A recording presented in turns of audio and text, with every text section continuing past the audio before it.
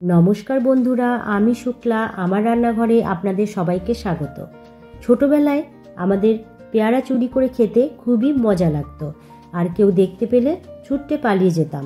সময়ের সঙ্গে সঙ্গে সব কিছুই বদলে যায়। এখন ব্যস্ততার জীবনে ছোট ছোট অনেক খুশি হারিয়ে যাচ্ছে, তাই আমরা এখন বাজারে পেয়ারা কিনে এনে চাটনি বা জেলি বানিয়ে রাখছি।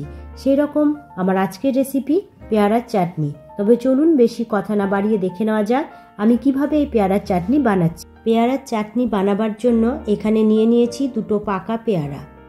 আপনারা চাইলে ডাসা পেয়ারাও নিতে পারেন। পেয়ারাগুলোকে ভালো করে জল দিয়ে ধুয়ে নেব।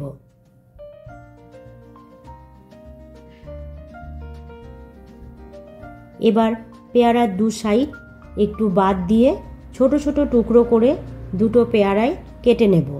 যদি আপনারা ডাসা পেয়ারা নেন সেক্ষেত্রে পেয়ারাগুলো একটু আগুনে পুড়িয়ে নিতে পারেন, তাহলে তার টেস্ট আরও ভালো হয়। আমি এখানে পাকা নিয়েছি বলে পোড়াইনি। প্রথমে পেয়ারাটাকে পাতলা লম্বা স্লাইস করে কেটে নেব, তারপর ছোট ছোট টুকরো করে নেব। দেখুন পেয়ারাটা আমি এরকম ছোট ছোট টুকরো করে কেটে নিচ্ছি। আমার দুটো পেয়ারায় কাটা হয়ে গেছে। এবার একটা বাটির মধ্যে দিয়ে একে একে এতে দিয়ে দেব স্বাদ মতো নুন, দেব 2 চামচ জাগেরি পাউডার। আপনারা চাইলে এখানে চিনিও ব্যবহার করতে পারেন। দেব 1 চামচ কাশ্মীরি লঙ্কা গুঁড়ো। সমস্ত কিছু ভালো মতো মিশিয়ে দিয়ে দেব 1 চামচ ভিনিগার। ভিনিগার দিয়ে আবারও ভালো করে মিশিয়ে দেব। সমস্ত কিছু ভালো মতো মিশিয়ে দেওয়ার পর 5 মিনিট রেস্টে রেখে দেব। 5 মিনিট পর কড়াইয়ের মধ্যে দিয়ে দেব 2 চামচ সাদা তেল। তেল গরম হয়ে এলে দিয়ে দেব 1 চামচ মিহি করে কুচিয়ে নেওয়া আদা, দেব 1/2 চামচ গোটা মৌরি, 2টো লবঙ্গ, 4টে গোলমরিচ।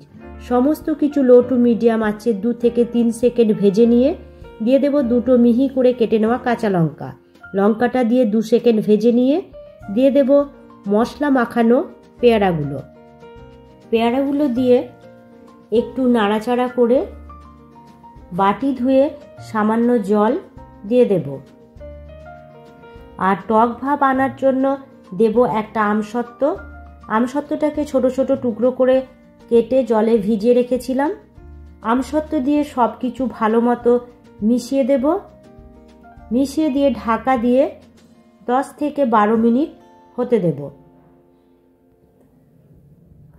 12 মিনিট পর ঢাকা খুলে দেখে নেব। দেখুন পেয়ারাগুলো একদম সেদ্ধ হয়ে গেছে।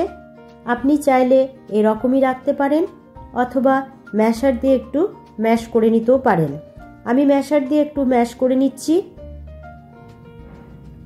দেখুন তৈরি হয়ে গেল আমার পেয়ারার চাটনি। এবার গ্যাসের ফ্লেমটা অফ করে দেব। একটা বাটির মধ্যে রেখে ঠান্ডা হলে সার্ভ করব। এটা গরম গরম পরোটা বা সেকে নেওয়া পাঁপড়ের সাথে খেতে অসাধারণ লাগে। আমার আজকের ভিডিওটা আপনাদের কেমন লাগলো অবশ্যই জানাবেন। ভালো লাগলে আপনারাও বাড়িতে একবার বানিয়ে খেয়ে দেখতে পারেন। আশা করি আপনাদের সকলেরই খুব ভালো লাগবে। আমার ভিডিওটা লাইক ও শেয়ার করতে ভুলবেন না, আর নতুন বন্ধুরা ভিডিওটা সাবস্ক্রাইব করতে ভুলবেন না। আজ তাহলে এই পর্যন্তই। দেখা হচ্ছে পরবর্তী ভিডিওতে। টাটা।